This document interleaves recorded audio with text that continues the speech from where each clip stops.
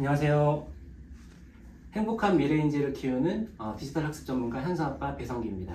최근에 이제 코딩에 대한 관심이 굉장히 많아지고 있고 엄마들이 코딩에 대해서 굉장히 관심이 많으시죠. 그래서 오늘은 코딩 전문가를 모시고 이야기를 좀 들어보도록 하겠습니다. 네, 코딩 전문가이신 김소리 대표님 소개 부탁드리겠습니다. 네, 안녕하세요. 6년간 서울 소재 초등학교에서 교사로 근무하고 현재는 10대들을 위한 온라인 교육 서비스 스쿨다츠를 운영하고 있는 김소리입니다. 반갑습니다. 네, 김소리 대표님이라고 제가 소개를 드렸는데 사실은 전직은 이제 초등학교 선생님이셨죠? 네네. 맞습니다. 아무래도 엄마들이 공교육 선생님이라고 하면 굉장히 신뢰가 있으신데, 그리고 제 입장에서도 선생님이신데 아주 좋은 직업을 버리시고 네. 뛰쳐나오신 이유가 있으신지 궁금한데요. 어떤 이유로 그렇게 나오셨는지요? 학교에서 이제 교사로 생활을 하면서 세상이 되게 빠르게 변하고 있고 또 학부모님들이나 아이들도 많이 변화하고 있더라고요. 그런데 이제 학교 안에서는 여전히 같은 교육을 계속 제공해야 되니까 제가 그 안에서 조금 한계를 느꼈고, 그래서 이제 제가 새로운 그런 교육 콘텐츠를 제공하고자 나와서 지금 스쿨다츠를 만들고 있습니다. 네, 이게 더 의미 있는 것 같은 게 사실은 공교육에 계신 선생님들도 비슷한 생각을 하고 계신 것 같아요. 그러니까 현재 우리가 하고 있는 전통적인 교육은, 저도 이제 엄마들한테 자주 말씀드리지만 산업혁명 시대 때 공장에서 그렇죠. 일할 근로자들을 만들어내기 위한 이런 교육이었고, 문제는 이게 예전에는 맞았지만 현재는 우리가 굉장히 많이 변하고 있고 정보통신 기술의 발달이 속도가 점점 빨라지고 있고, 그리고 앞으로는 지식 콘텐츠 산업이라고 하다 보니까 거기에 맞는 인재를 길러내기에는 좀 부적절하다. 그래서 제가 알기로도 전 세계적으로 이런 교육혁명이 많이 일어나고 있고 현재 선생님께서 그런 이제 불편함을 느끼시고 이렇게 나오셔가지고 지금 일을 하고 계신 거죠? 네네, 그렇죠. 이제 아이들이 지금 학교 안에서 공부하는 건 사실 국영수인 거잖아요. 그 국영수를 공부를 예전과 똑같이 하고 있죠. 그런데 제가 이제 학교에서 보니까 학부모님들도 그렇고 아이들도 그렇고 굉장히 다양한 주제에 대한 관심이 많아요. 그리고 뭐 드론이나 아이들이 각자 자기가 좋아하는 주제에 대해서, 그리고 유튜브를 찾아서 열심히 이제 공부를 하더라고요.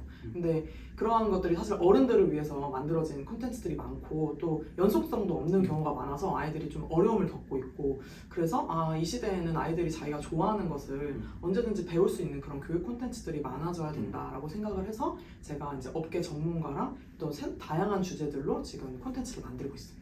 네, 저도 뭐 이제 교육혁명에 대한 얘기를 엄마들한테도 드리고 있고, 해외 사례들 많이 보다 보면 해외 사례를 봐도 이제 혁신적인 그 교육을 하는 학교들을 보면 다 학습자의 동기가 가장 중요하다고 여기더라고요. 그래서 프로젝트 기반으로 수업을 하게 되고 약간 그런 식의 앞으로 수업이나 교육이 더 필요하다고 생각하시는 건 거죠? 네네, 저희 서비스가 좀 딱 추구하는 방향인데요. 아이들이 자기가 좋아하는 주제에 대해서 프로젝트 형식으로 자신의 성과물을 내는 그런 교육 콘텐츠를 만들고 있고요. 그게 굉장히 중요하죠. 네, 그러면 아까 말씀드렸던 것처럼 지난달에 정부에서 이제 어떤 기사를 냈냐면 2025년 디지털 인재 100만 양성 종합 방안이라는 이런 그 정책을 내놨는데, 이 정책에 대해서 잠깐 설명을 좀 해주실 수 있을까요? 네네네. 네, 2025년 디지털 인재 100만 양성 종합 방안이 발표가 되었는데요. 현재 학교에서는 6학년 실과에서 코딩을 가르치고 있고, 그리고 1년 중에서 이제 일주일을 SW 교육주간이라고 해서 과학 교육주간처럼 아이들이 일주일 동안 코딩을 배우는 그런 교육과정이 들어와 있고요. 이번에 발표된 것에는 2배로 늘려서 초등학교 34시간 이상, 중학교 68시간 이상, 그리고 이제 그런 과목들을 점점 확대해 나갈 것이라고 합니다. 그러니까 실제로 코딩이라든지 이런 디지털 관련된 교육 시간이 2배 정도 늦는 걸로 네네. 근데 사실 교육과정 안에서 2배가 는다는 건 굉장히 큰 의미가 있어요. 제일 중요한 것은 여기서 이제 전문 인재 양성뿐만 아니라 전 국민이 삶에서 디지털 기술을 자유롭게 적용할 수 있도록 한다는 거예요. 그래서 이를 위해서 이제 초중고 대학교에 교육 지원을 한다는 거고, 궁극적으로는 디지털 교육 체제로의 대전환을 꿈꾸는 그런 정책이고요. 우리가 그동안 코딩 교육을 할 때는 우리 아이는 개발자가 될 게 아닌데 왜 코딩을 배워야 하지? 이런 생각을 많이 하셨을 텐데, 이번 정책을 통해서 이 코딩 교육이 개발자를 키우는 데 목적이 있는 것이 아니라 삶에서 아이들이 디지털 기술을 자유롭게 적용할 수 있도록 하는 것이 목적이 되었기 때문에 앞으로 더 코딩 교육을 심화하겠다라는 뜻으로 받아들이시면 될 것 같습니다. 해외에서는 실제로 굉장히 일찍부터 그리고 코딩 교육을 시작을 했거든요. 예를 들면 중국의 경우에는 2001년부터 초등학교 1학년부터 코딩을 배우게 되고요. 그리고 핀란드의 경우에는 2016년부터 초등학교 1학년부터 배우게 되고, 그리고 영국 같은 경우에도 6살 때부터 코딩 교육을 하고 이제 초등학교 6학년이 되면 아이들이 모바일 어플리케이션을 기획서를 직접 다 써가지고 시장 조사도 하고 그리고 자기가 개발까지 해서 출시까지 하는 그런 경험을 다 하게 됩니다. 네, 그러면 코딩이 도대체 뭔지 물론 아시는 분도 계시겠지만 엄마들한테는 사실 이 코딩이 좀 어려운 개념일 네, 거고 그렇죠. 그걸 왜 배우라고 하는지에 대해서 네. 조금 이해를 잘 못하시는 분들도 계실 것 같아서 네, 네. 그 부분에 대한 설명을 좀 부탁드리겠습니다. 먼저 코딩은 컴퓨터에다 명령을 입력해서 이제 컴퓨터가 그것을 따르게끔 하는 그런 것을 코딩이라고 하고요. 컴퓨터 안에서 내가 어플리케이션이나 웹사이트를 개발할 때 쓰는 언어를 이제 프로그래밍 한다고 생각하시면 그쵸. 되겠습니다. IT 시대이다 보니까 사실은 우리가 대부분 이제 어떤 것들을 만들 때 IT 제품으로 만들게 되잖아요. 그래서 어플리케이션이나 웹사이트로 만들게 되고 실제로 이제 그런 회사들이 다 글로벌 10대 기업으로 성장하고 있고요. 그렇기 때문에 요즘 시대에서는 꼭 필요한, 미래에는 없어서는 안 될 기술이라고 할 수 있죠. 예를 들면 뭐 자동차를 만들 때도 코딩이 들어가고 뭐 농사를 지을 때도 코딩이 들어갑니다. 뭐 스마트팜 이런 것들 IT 기술이 접목되니까. 그리고 요즘에는 미술 작품을 만들 때도 NFT라는 그런 개념이 들어가죠. 그래서 요즘에 이제 모든 분야에서 사실 IT 기술이 다 들어가게 되는데 그것들의 중심에 있는 게 바로 코딩이라고 할 수 있겠습니다. 아이들이 이제 어떤 분야에서 직업을 갖든지 간에 이제 그것들이 다 IT 기술이 베이스가 되어 있기 때문에 내가 직접적으로 개발을 하지 않는 직군이라고 할지라도 그 IT 기술에 대한 이해가 기본적으로 베이스가 되어야 된다 이렇게 네. 생각하시면 될 것 같아요. 맞죠. 그렇죠. 네. 그리고 지금 뭐 저도 디지털 리터러시가 굉장히 중요하다는 말씀들을 엄마들한테 많이 드리고 있는데 네. 우리가 그동안은 이제 우리가 인류가 쌓아온 지식과 정보가 다 책을 통해서만 유통이 됐지만 지금은 달라졌죠. 네. 정보통신 기술이 발달을 하면서 우리 아이들은 이미 구글이라든지 아니면 유튜브에서 정보 검색을 하고 거기에서 굉장히 많은 학습을 하고 있는데 그런 것들이 어떻게 만들어지고 어떻게 작동하는지 알고리즘이 어떻게 돌아가는지 이런 것들에 대한 이해가 있다고 하면 남들보다 훨씬 빠르게 내가 그렇죠. 원하는 정보를 찾을 수 있고 검색할 수 있고 그리고 그걸 통해서 내가 가진 문제를 해결할 수 있는 이런 이제 가장 기본적인 역량들이 아이들이 기를 수 있기 때문에 이런 교육 코딩에서 시작하지만 사실은 이건 디지털 리터러시를 기르는 그렇죠. 교육이라고 할 수 있는 거겠죠. 네, 그렇죠.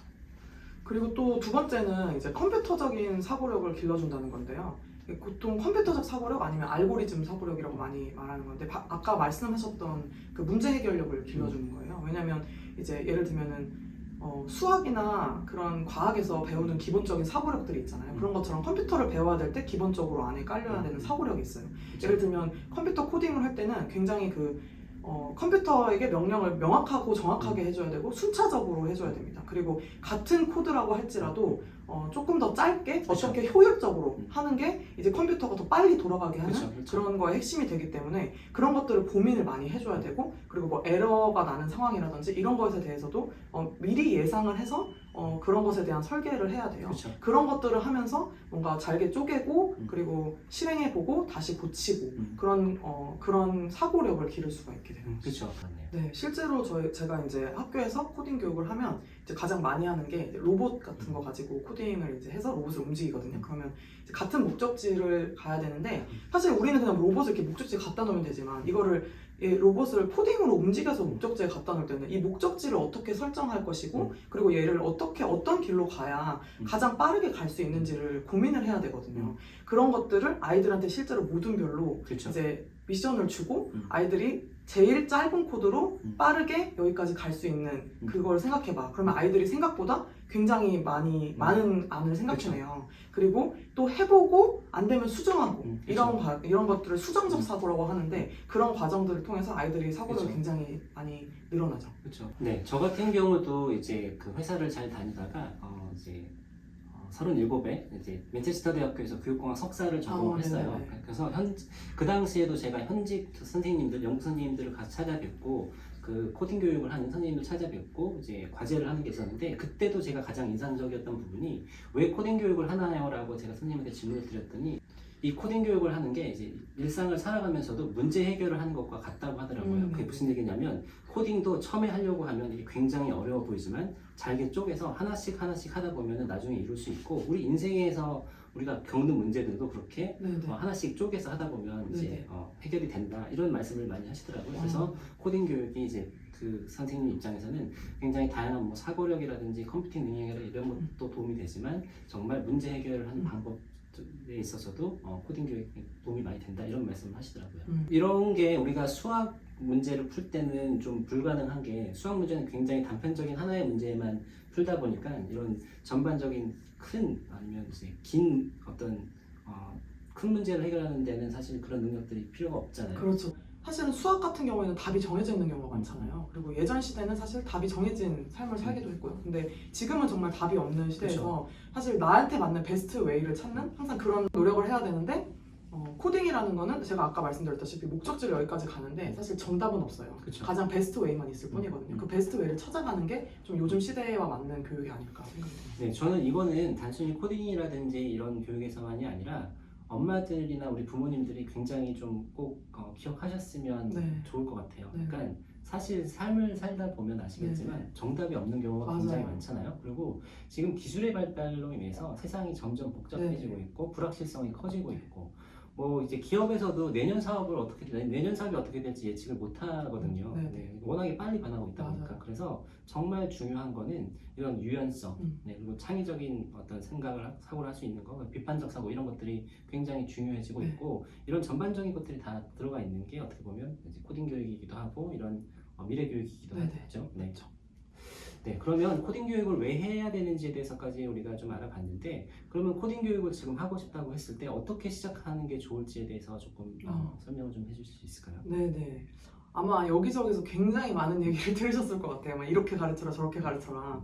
근데 이제 먼저 첫 번째는 어릴 때부터 하면 좋은 거 맞는 것 같아요. 왜냐면은 이제 저도 이제 어른이 되어서 코딩을 배웠고 굉장히 어려웠거든요. 왜냐면 컴퓨터 문법이라는 게 쉽지 않아요. 절대 그렇죠, 쉽지 쉽지 않고 않죠. 사실은 그 이제 학교 현장에서 이제 중학교, 고등학교 그런 친구들에게 코딩을 가르치는 분들도 아이들이 굉장히 어려워한다라는 말씀을 많이 해주세요. 그런데 코딩도 결국에는 컴퓨터 언어이기 때문에 일찍부터 익숙해지면 자연스럽게 사용을 하게 되거든요. 그렇죠. 그냥 이게 너무 당연한 거예요. 걔한테는 이 코드를 이렇게 짜야 되는 게 그냥 너무 당연하게 익숙해지는데 나중에 배우려면 이게 왜 이렇게 되는 거야? 하나하나 다 그거를 의문을 갖게 되면 시작을 못 하게 되는 그렇죠. 거죠. 그래서 문법 같다고 생각을 언어라고 생각을 하시고 음. 조금 자연스럽고 익숙하게 일찍부터 만들어 주시는 게 중요하다고 할 수 있겠습니다. 네, 저도 이제 영어 교육 쪽에서 엄마들한테 새로운 방법을 제시를 하고 있고 네네. 그게 모국어 습득하듯이 영어도 어렸을 때 노출이 많이 되면 네. 이제 영어도 모국어처럼 습득이 된다는 거고 코딩도 어떻게 보면 언어라고 이제 하는 입장에서 봤을 때 네네. 우리가 문법을 먼저 가르쳐주고 이렇게 하는 게 아니라 왜냐면 문법 먼저 가르쳐주고 이렇게 했을 때는 이게 오히려 제약이 되거든요. 네네. 근데 그게 아니라 코딩이 어떤 건지 왜 해야 되는지 어떤 원리로 이제 기계가 작동하고 로봇이 움직이는지 이런 것들을 아이들이 자연스럽게 알 수 있게 하고 좀 재미있게 해줄 수 있으면 더 네네. 좋을 것 같아요. 네. 두 번째는 쉽고 자연스럽게 시작해야 한다는 건데요. 영어를 배울 때도 문법부터 배우면 너무 어렵고 그렇죠. 네, 그렇죠. 그런 것처럼 노래부터 배우고 음. 뭔가 아이들이 영화로 배운다든지 그런 것들에 대한 접근 방법을 주시잖아요. 그런 것처럼 조금 쉽고 자연스럽게 시작해야 돼요. 근데 처음에 어머님들께서 코딩 공부를 시작하실 때 파이썬을 배워야 맞아요. 되는지 자바를 배워야 되는지 근데 어른들도 사실 어려운 언어거든요. 사실 그런 것들과 상관없이 코딩을 할 때 기본적으로 통용되는 문법은 원리는 다 비슷합니다. 그래서 그 원리를 모든 그 코딩 교육 프로그램들이 다 그 원리를 배울 수 있게 만들어놨어요. 심지어 코딩 없이 그냥 단순히 보드 게임을 하면서도 코딩의 원리를 그렇죠. 배울 수가 있습니다. 그래서 뭔가 어떤 언어에 너무 집착하지 마시고 맞아요. 쉽고 친숙하게 할 수 있는 것들을 찾아서 아이들에게 해주시면 될 것 같습니다. 저도 아이들한테 어떻게 영어를 자연스럽게 습득하느냐에 대한 그 엄마들한테 말씀을 드리고 있는데 사실 코딩도 비슷한 것 같아요. 제가 네. 영어도 이제 아이들한테 정말 재밌어하는 영상으로 그러니까 동요라든지 이런 것들로 자연스럽게 습득을 해야 된다고 말씀을 드리고 있고 문법이나 이런 걸 사실은 먼저 시작하면 어려워지는 거죠. 네, 파이썬도 네. 마찬가지고 학습으로 느끼게 되는데 그게 아니라 네. 아이들이 좀 자연스럽게 시작하는 게 굉장히 중요하다는 말씀을 해주셨고요. 또 뭐 중요한 게 또 있을까요? 네, 마지막으로 이제 세 번째는 이제 무엇을 만드는가에 집중하게 해주시라는 건데요. 사실 그 컴퓨터나 그 이렇게 언어를 자체로 좋아하는 그런 좀 개발자적인 그런 친구들이 있어요. 하지만 이제 컴퓨터에 관심이 없는 친구들도 많잖아요. 그렇다면 그 친구들은 코딩을 수단으로 익힐 수 있게 해줘야 돼. 네가 코딩 자체를 막 배워서 이 자체에서 재미를 느낀다기보다는 그 코딩을 통해서 내가 내 장난감을 움직여보고 내 레고를 움직여보고 뭐 내 자율주행차를 움직여보고 아니면 내가 좋아하는 게임을 직접 만들어보고 단순히 뭐 미로찾기 게임 같은 거라도 이렇듯이 그 결과물을 내가 만들어내는 그런 크리에이터적 역량에 집중을 하고 그것들을 요즘 시대에 맞게 만들 수 있는 기술이 바로 코딩인 거니까 그렇게 접근을 하시면 아이들이 조금 어려워도 이 사물들을 움직이면서 그게 재밌어서 자꾸 이렇게 하게 되더라고요. 그렇죠. 그 학습자의 동기가 굉장히 중요하다는 말씀을 네네. 아까도 드렸었는데 코딩도 마찬가지인 것 네네. 같네요. 그러니까 네. 아이가 뭔가 하고 싶은 게 생긴 거죠. 게임을 자기가 직접 만들어보고 싶다거나 네네. 애니메이션을 만들어보는 과정도 사실은 그 안에 애니메이션 만드는 과정이 코딩이 또 들어가 있는 거고 네네. 하잖아요. 이런 것처럼 아이들이 정말 재밌어하는 뭔가를 통해서 이제 코딩을 배우게 해주는 이런 접근이 굉장히 중요할 것 같습니다. 네. 딱 세 가지로 제가 정리를 하면 첫 번째는 어릴 때부터 시작하는 것이 좋다. 그리고 두 번째는 쉽고 익숙한 것으로 자연스럽게 시작하시는 것. 그리고 세 번째는 아이들이 무엇을 만드는가 그리고 그것을 아이들이 정말 재밌어하는 것들을 만들면서 가르쳐 주셔라 하는 것입니다.